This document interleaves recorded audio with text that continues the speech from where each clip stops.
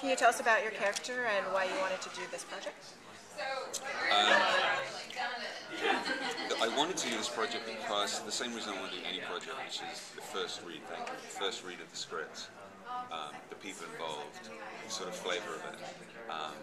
It just had a lot of, it takes a lot of elements from other genres and mixes them up in completely, to my mind, original in a package, and it was compelling, and it had this sort of thriller element to it. And the sort of paranormal aspect of it really, that sort of develops in the show. That wasn't the most interesting part to me. It was more the characters, the 5 key characters. Because I think ultimately drama is about character, and why we watch them is we want to spend more time with the characters. Like I watch Mad Men, I just want to hang out with those guys for another season. I can't believe it's over, or Breaking Bad or whatever. And because those shows have done such a great job of bringing movies into TV, that's what you have to do. And I think that's what our goal was. We wanted to be an 8-hour movie. We wanted to be cinematic, and so it's cool to meet everyone involved and hear their vision and be part of it. What's coming up this season? Oh, so this season's all about hooking you in. This season's all about what the hell's going on. Something's going on, and it's very dangerous, it's very profound, and it's very, very important in the lives of our key characters, but they're completely separated. As the season goes on, get drawn towards this inevitable collision, which you do not see coming, and it is absolutely fascinating. And the main job of season 1 is to sort of teach you the rules of the world and tell you the story, what's actually going on, who intruders are, what it means to be intruded, what shepherds are, and you sort of get the kind of landscape of it, and then you're like, more. Well, that's what it feels like to watch. So I think you're a great villain, or maybe anti-hero. Are you drawn in particular to those types of roles, or is it, all about the writing, all about the story? Well, no, I mean, those roles are drawn towards me. It's like, I don't go out of my way to look for any kind of type of role. It is about the project, but it's all about, as well, what they want. I've ended up playing in the sort of anti-hero range a lot recently, which I'm perfectly happy to do, but it's not the summit of my achievement, my ambition as an actor. So you've done a lot of TV roles, and it's great to see you on the small screen. For you, do you enjoy working in television more? And if so, why? Honestly, now, there's no difference. Because the visual is so important in TV. Because what used to be middle-scale independent movies are now long-form storytelling on Netflix, on AMC, on BBC America. I mean, you get a lot of the movie kind of sensation.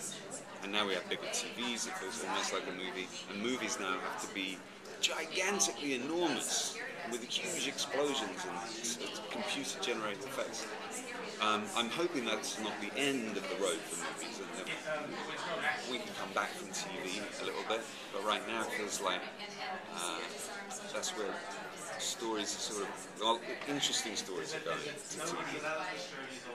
Do you find yourself getting surprised, with some of the scripts, and excited to see what's going to happen with your character next, right?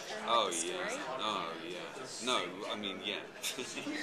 It's really good writing, really interesting, and we couldn't wait to find out what's happening. So they, kept us in the dark, because they kind of have to. Stuff gets leaked now. We all get scripted watermark pages, you know that? Every page has James Frain on it, just in case I give it to someone, put it online, and then I'll probably get assassinated. They would do. It's that dangerous. BBC America are terrified. Were there any challenges in this role? Well, I mean, the main challenge of this role was really to find out who is the human being behind the apparent psychopath. I mean, he's not a psychopath. He kills people. And he puts people in a sort of very insouciant way, and you're kind of like, what's up with this guy? What? Who's there? Is anyone there? You know, why is he doing this? And basically, they sort of peel back the layers of the onion of the character, and you find the human beings inside, and it's much, much more complicated, interesting, and full of history and interrelationship with other characters. And you know, to answer the question, it was like, and now more. What? And it was, what? Oh, I like that. That's good. And so be excited. To, you know, can't wait to do that scene. It's a lot of fun. It's a lot of fun doing paranoid thrillers. Can you talk about working with Mira and John, and maybe your favorite moment or scene so far? Well, the thing is, Mira and John and I don't really occupy the same storyline until right at the end. So I think me and John, I can't say anything to spoil it. Okay. Me and Mira, our stories do collide in a really interesting way. She's taught you what the intruders are and all that stuff. So, and the people that protect them are the shepherds. There's a little bit of that. So I'm a shepherd, and I have to protect some of our intruders who are inside the characters of our other friends. With the show being so dark, do you do anything? It's not so dark. Don't scare people off. There's good. There's laughs and loves and sunshine as well. Okay, I'll tune in then. Do you find yourself doing anything to relax after, or vacations, just to get out of the mood of it? I have to go on a big vacation. Wouldn't that be nice? At the end of the day, I'm sorry, I have to go to Bali.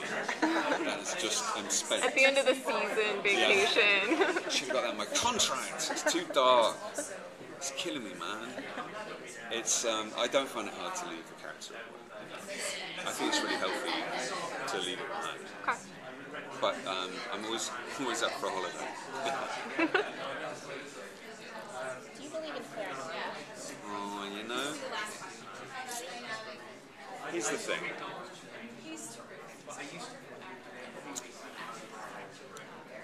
If a paranormal event happens to you, you have to believe it.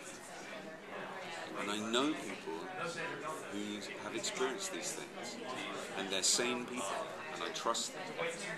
But I haven't experienced it, so I don't believe in it, even though other people have. So it's like, if a poltergeist wants to appear, I'm perfectly happy to believe it. But I'm not going to do it until it comes knocking, you know what I mean? You've got to earn it for me to believe in you. Feel me?